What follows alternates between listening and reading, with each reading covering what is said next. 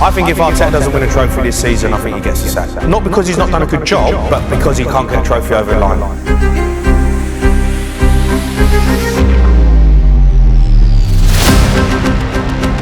Itu tidak hanya harapan, itu ancaman. Arsenal punya segalanya. Proses yang dibangun sekian tahun, karakter permainan, dan yang tak kalah penting, kedalaman skuad. Fans sepertinya tak usah khawatir, tanda Arsenal akan juara juga sudah tampak. Lihat, musim ini Arsenal begitu luar biasa. Di pekan ke-13 mereka menahan imbang Chelsea. Rekor tak pernah kalah di Stamford Bridge terjaga. Beberapa hari sebelumnya, Arsenal juga mengalahkan tim Eropa terbaik musim ini, Bayern Munchen yang katanya jago, keok dengan skor sedap 3-1. Arsenal dikdaya musim ini saat para rival di Liga Inggris seperti Manchester City dan Liverpool terpukul, Arsenal melaju. Namun sebelum berada di kondisi sekarang, ada perjalanan panjang yang mereka lalui bersama Mikel Arteta. Seperti apa perjalanan tersebut?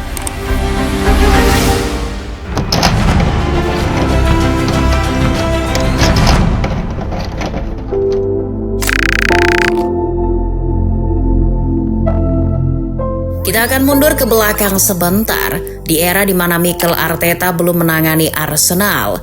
Arsenal sebelum ini identik dengan Arsene Wenger. Sejumlah kejayaan diraih bersama manajer yang dijuluki profesor itu. Yang paling fenomenal tentu musim 2003-2004, Arsenal tak tersentuh kekalahan di Liga Inggris musim itu. Memenangkan Liga Inggris menjadi niscaya. Arsenal bukan cuma merebut gelar tapi memaksa Premier League membuatkan trofi khusus untuk sang juara. Trofi dengan kilauan emas yang entah sampai kapan masih belum sanggup dimiliki tim lain. Namun setiap yang dimulai pasti akan selesai. Setiap pertemuan pasti akan ada perpisahan. Begitulah The Gunners dan Arsene Wenger. Pelatih Prancis ini memilih berhenti mengasuh Arsenal yang sudah dianggap seperti keponakan sendiri pada akhir musim 2017-18. And hope to see you soon. Well done. Bye-bye. Setelah itu, Arsenal berubah.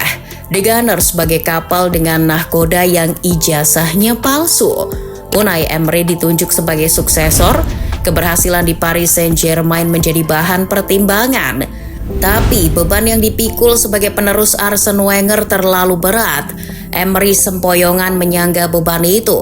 Arsenal tidak berjalan mulus. Emery sering mengganti pemain dan formasi. Ada setidaknya 35 pemain dalam 32 formasi dipakai musim itu, tapi tidak ada yang benar-benar mengesankan. Arsenal memang dibawa ke final Liga Eropa, tapi sisanya menyedihkan untuk diceritakan. Emery gagal membangun koneksi dengan pemain, ruang ganti kacau, tidak ada kesatuan visi. Di luar lapangan, reputasi Emery runtuh. Ia diejek karena bahasa Inggrisnya tidak sempurna dan dicemooh karena tidak sesuai dengan tuntutan Liga Inggris. 18 bulan, ya kurang lebih setelah 18 bulan bertahan, Arsenal memecatnya. Tapi The Gunners tidak langsung menggantinya dengan orang baru. Usai memecat Emery, mereka menunjuk Freddie Ljungberg yang sebelumnya menukangi tim U23 untuk sementara menangani tim utama, sembari manajemen merumuskan proyek jangka panjang dan mendaftar siapa pelatih yang cocok. Arteta hanya nama kesekian, bukan dirinya yang pertama diusulkan manajemen. Mengutip BBC Sports, Arsenal membidik pelatih Wolverhampton Wanderers kala itu, Nuno Espirito Santo, sebagai orang yang paling cocok menggantikan Emery. Kemudian setelah Nuno, barulah nama-nama lain yang terkait lalu ikutan muncul ke permukaan. Ada ex-pelatih Tottenham Hotspur Mauricio Pochettino, mantan bos Juventus Massimiliano Allegri, dan manajer Bournemouth Eddie Howe. Namun pilihan The Gunners akhirnya jatuh pada Mikel Arteta. I feel back home. I'm extremely happy and proud to have given the opportunity to to be the manager of this football club. I've been preparing for a few years for this challenge to come.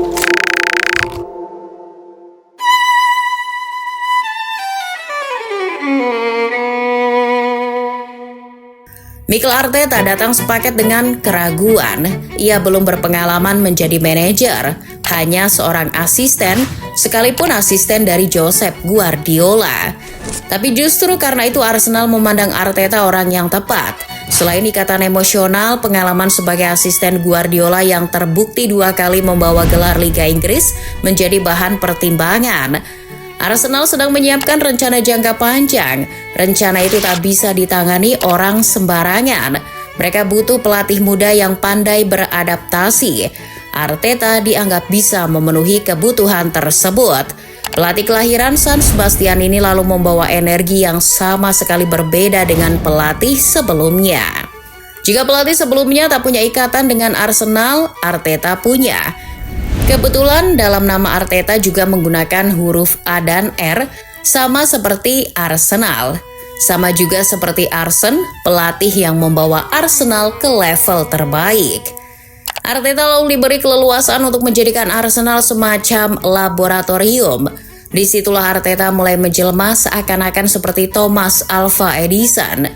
Pertanyaannya, filosofi apa yang akan dipakai Mikel Arteta? Ia menjelaskannya dalam wawancara berikut ini. You know, and we have to have passion, we have to be dominant, we have to be aggressive, you know. We have to play in the opponent's territory as much as we want. I want the ball, I want to attack them as much as possible, and I want to prevent them attacking me as much as possible. 3 tahun menjadi asisten Guardiola, Arteta menunjukkan minat pada dunia taktik. Ia belajar banyak pendekatan taktik yang inovatif dari sang maestro sambil mengembangkan gaya uniknya sendiri. Seperti yang dikatakannya tadi, Arteta akan menerapkan filosofi yang berbasis pada penggabungan penguasaan bola dan tekanan yang dinamis. Ia menekankan betapa pentingnya mengendalikan permainan melalui penguasaan bola sambil menjaga soliditas bertahan. Arteta juga menerapkan solusi taktis untuk memaksimalkan para pemain. Di bawah kepemimpinan Arteta, Arsenal mengembangkan etika tim yang kuat berdasarkan tanggung jawab kolektif dan disiplin taktis. Yang menarik lagi, Arteta juga memaksa timnya agar mampu beradaptasi di tengah pertandingan, di tengah situasi yang serba tak menentu. Formasi akan selalu berubah di tengah pertandingan. Arteta ingin Arsenal menjadi tim yang mengejutkan lawan lewat gaya permainan yang tak terduga. Poin terakhir ini dan apa yang dibilang Arteta bahwa sepak bola dinamis benar-benar diterapkan di musim 2025-2026. Soal itu kita akan bahas nanti di bab berikutnya. Sekarang kita akan menilik dulu apa sih yang terjadi pada Arsenal di era awal Mikel Arteta. Apa yang dilakukannya supaya para pemain nurut dan terbakar semangatnya sehingga bergairah. Ini yang dilakukan Arteta. It's focus, guys. Focus and heart. I don't ask you anything else. Nothing else. But I want to see a different team there, guys. A completely different team. A team, now I don't see a team. I don't see a team that wants to play in the Champions League. You want to play in the Champions League? Play to play in the Champions League. Ingat seseorang? Iya, gaya komunikasi Arteta itu mirip dengan orang ini. Control yourself or you control your thoughts. In 95 minutes, what you are here, and say we're going to do it. What happened in Brighton? We start to lose. What happened after we have to lose? And here, thought. We're going to do it. We're going to do it. It will be difficult. Yeah, for sure, 100% will be. Cukup lama menjadi asisten Guardiola ternyata mempengaruhi Arteta dalam berbagai hal. Bukan hanya taktik tapi juga gaya bicara yang seakan membuat kepala siapapun mau pecah. Arteta jelas lebih Guardiola daripada Carlo Ancelotti. Ia bukan sosok yang tenang. Arteta justru merupakan sosok pelatih yang sangat detail sebagaimana Guardiola. Ia benar-benar memperhatikan segalanya, termasuk posisi dan bagaimana seorang pemain bergerak. Saking detailnya, Arteta sering seperti guru yang sedang mengajar di dalam kelas, menggunakan alat apapun yang ada di ruang ganti. Lihat saja bagaimana ia memakai bola lampu hanya untuk menjelaskan soal koneksi. Edison invented the light bulb. Today I want to see a team that is connected, because a bulb by himself is nothing. I want to see a team that is connected with each other and that shines. And you want to transmit to him life and energy and passion and how you play football, and you do the same. Karena tak mau ada satupun yang luput, Arteta juga sampai membuat kelas sebelum atau sesudah pertandingan. Fungsinya untuk berdiskusi soal taktik atau menganalisis laga melalui video. Lihat bagaimana ia berdiskusi dengan beberapa pemain berikut ini. This is one of the main issues. The danger is here to protect this situation. We squeeze and we react the fullback straight away. Ball moves and I move. Ball moves and we move. All of them. Arteta menjelaskan pentingnya koordinasi di lini bertahan yang masih sulit diterapkan Arsenal. Di situ Arteta sempat bertanya pada Ben White, cara ini mengesankan bahwa selama dilatih Mikel Arteta, persiapan Arsenal di belakang layar benar-benar matang. Inilah yang sedikit banyak membawa Arsenal juara Piala FA di musim pertama Arteta. Ironisnya, walaupun menjuarai Piala FA musim itu, Arsenal hanya finish di posisi 8 di Liga Primer Inggris. Hal itu menunjukkan bahwa hasil instan tak datang. Alih-alih demikian, masa-masa sulit Mikel Arteta sebagai pelatih Arsenal justru baru dimulai setelah meraih gelar tersebut.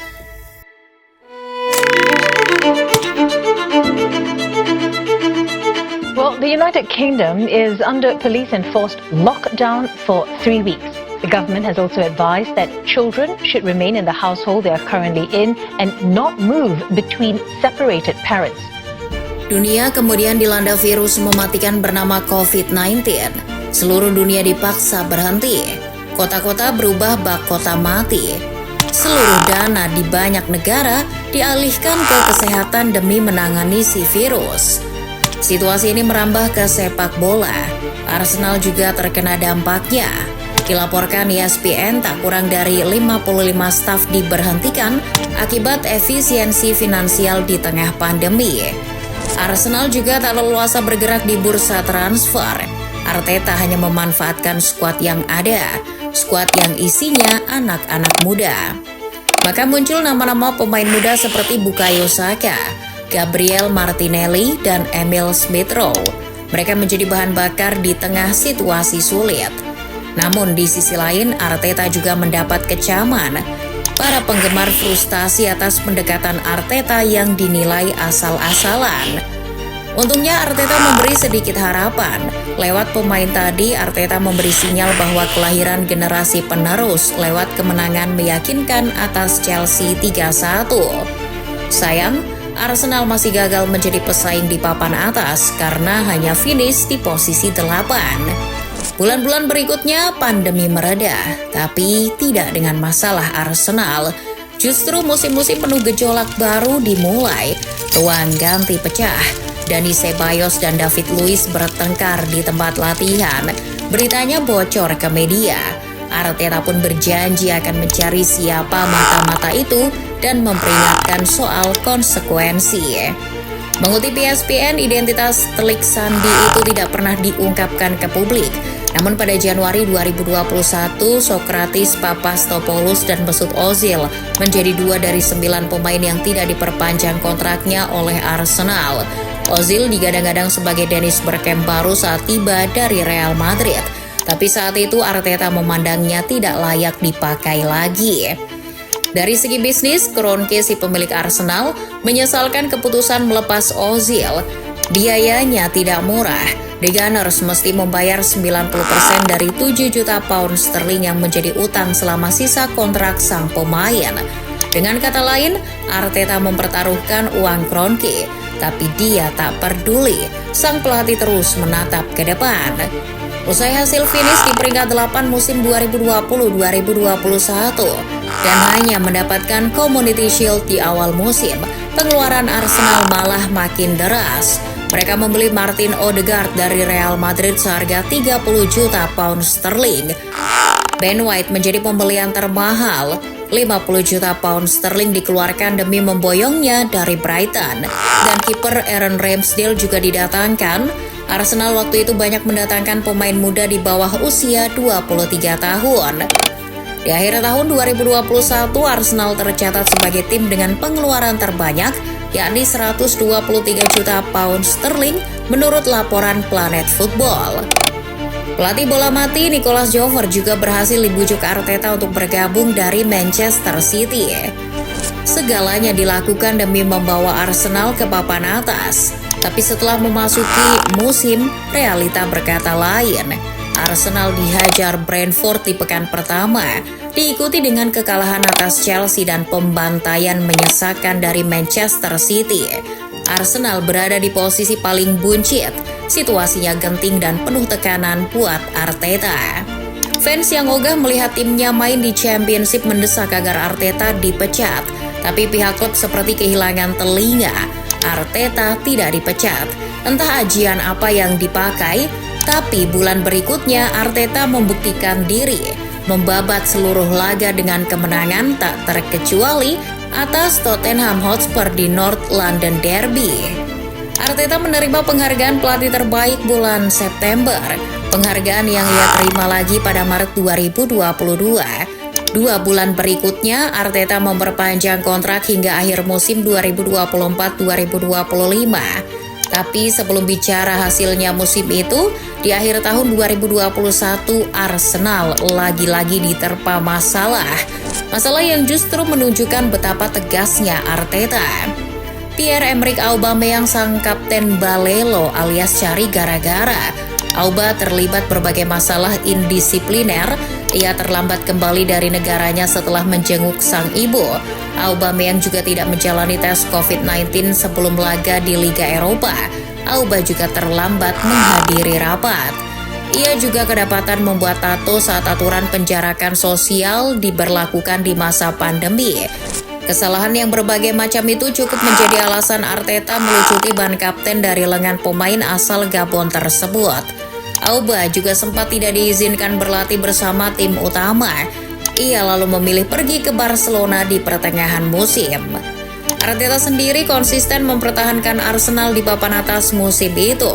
Hingga paruh musim, Arsenal bertengger di 4 besar, tetapi kekalahan beruntun melawan Crystal Palace, Brighton, dan Southampton.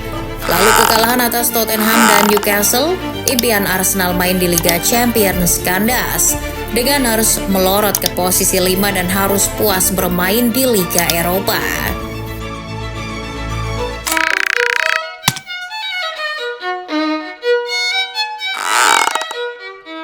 Musim berikutnya Arsenal makin jor-joran. Walau tak berhasil membawa Arsenal ke Liga Champions musim sebelumnya, Arteta masih dimanjakan dengan bergepok-gepok pound sterling. Manajemen barangkali menganggap progres Arteta kelihatan dari semula posisi 8 naik ke posisi 5. Di musim baru target pun sama, lolos ke Liga Champions dan jadi penantang gelar. Sejumlah pemain baru didatangkan termasuk 2 dari Manchester City, Gabriel Jesus dan Alexander Zinchenko.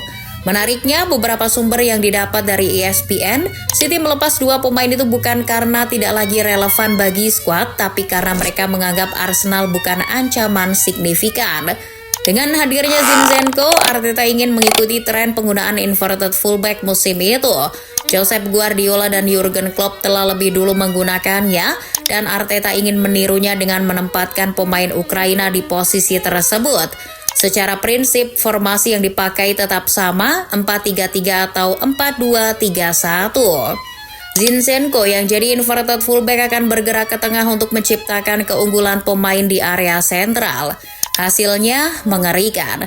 Arsenal menang di 5 laga pertama di musim 2022-2023. Berkat hasil itu, Arteta bersanding dengan Fergie, Mourinho, Keegan, Wenger, Turbishley, Pellegrini hingga Ancelotti sebagai manajer yang memenangkan 5 pertandingan pertama di Liga Inggris.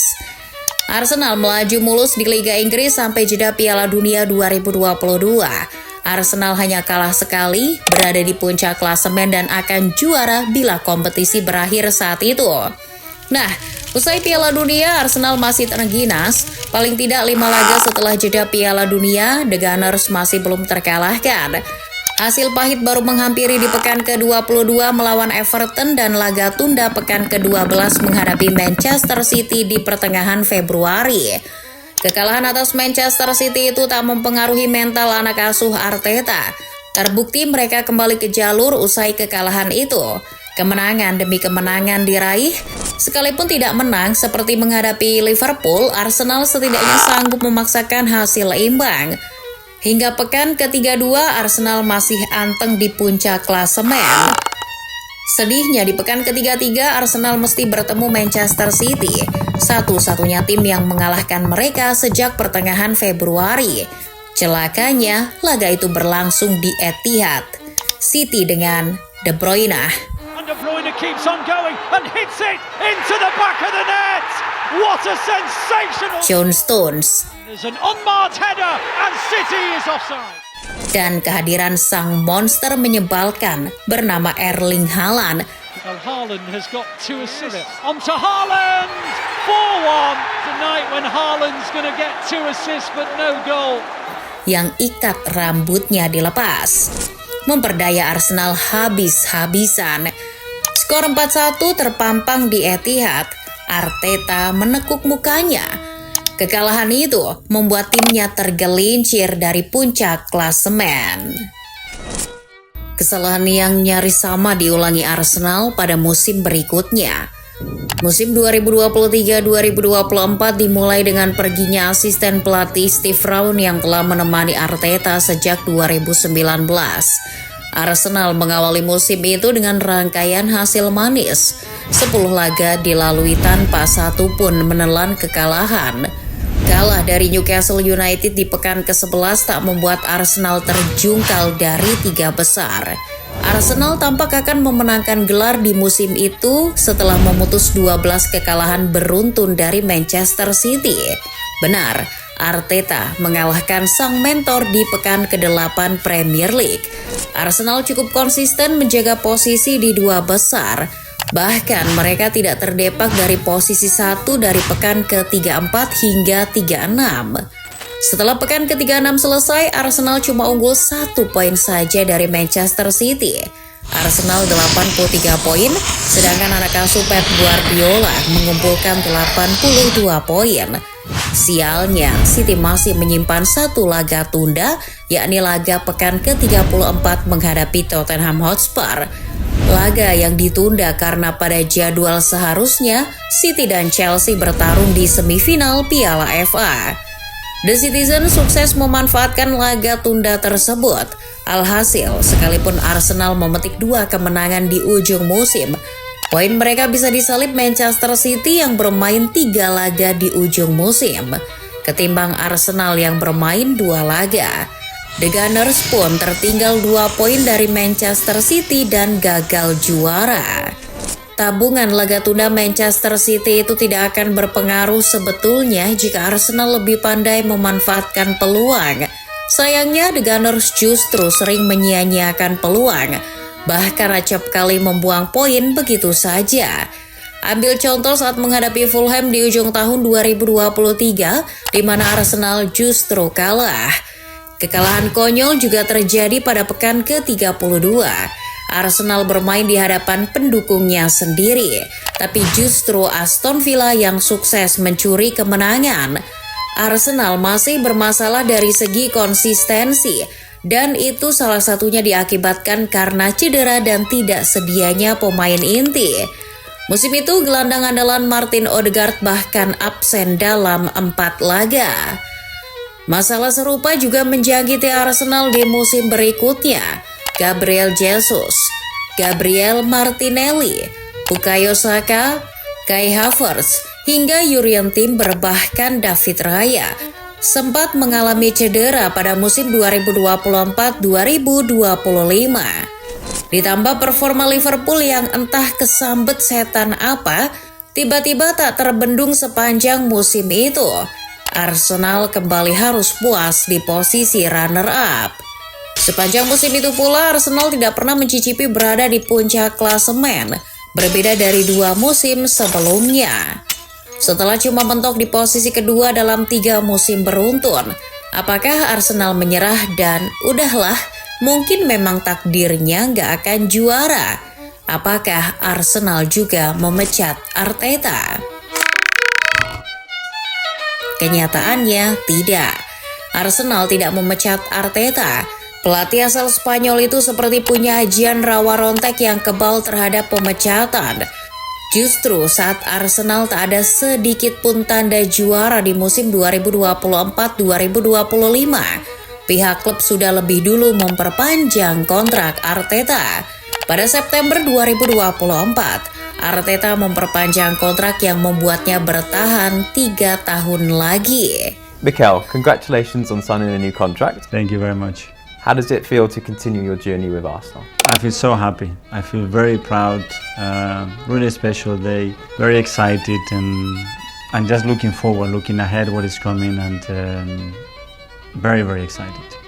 Walaupun gagal juara dan malah tidak ada satupun trofi tambahan musim itu, Arteta bukan cuma diperpanjang kontraknya, tapi makin seperti satu-satunya anak lanang di keluarga konglomerat. Uang ratusan juta pound sterling disodorkan padanya. Silahkan Arteta memilih sendiri pemain yang mau didatangkan.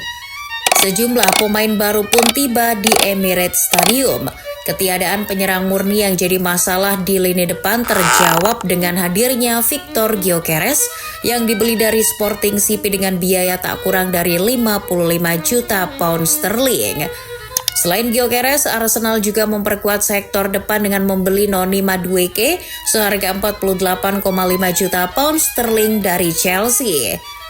Tak cukup Madueke, Arsenal juga memboyong Ebereke Eze dari Crystal Palace dengan biaya tinggi 67,5 juta pound sterling menurut laporan The Athletic. Arsenal juga memperkuat lini belakang dengan menambah Christian Mosquera yang dibeli 16,5 juta pound sterling dari Valencia. Arsenal juga memperkuat lini tengah.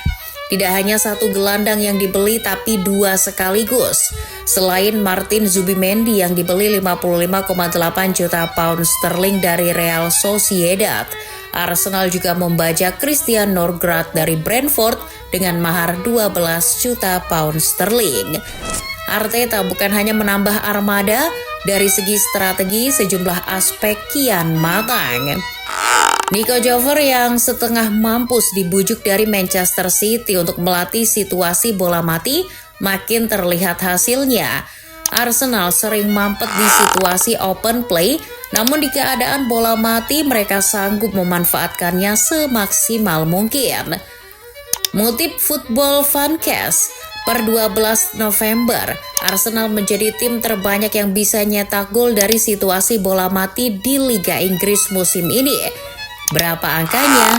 12 gol, 10 dari tendangan sudut, tendangan bebas dan lemparan ke dalam, sedangkan 2 sisanya dari sepakan 12 pas.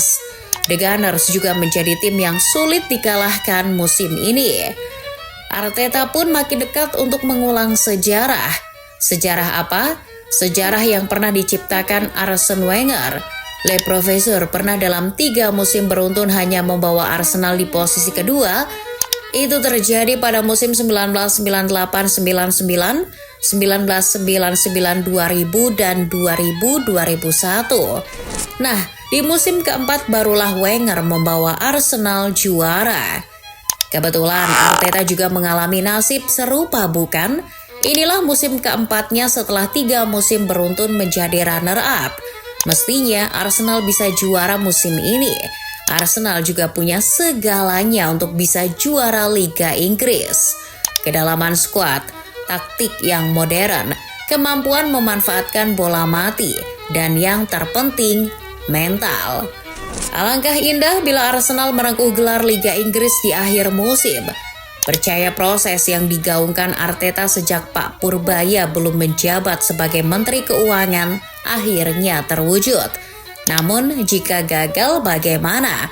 Arteta pantas angkat kaki, mengemasi kopernya dan pergi ke Afrika Timur untuk melatih timnas Burundi.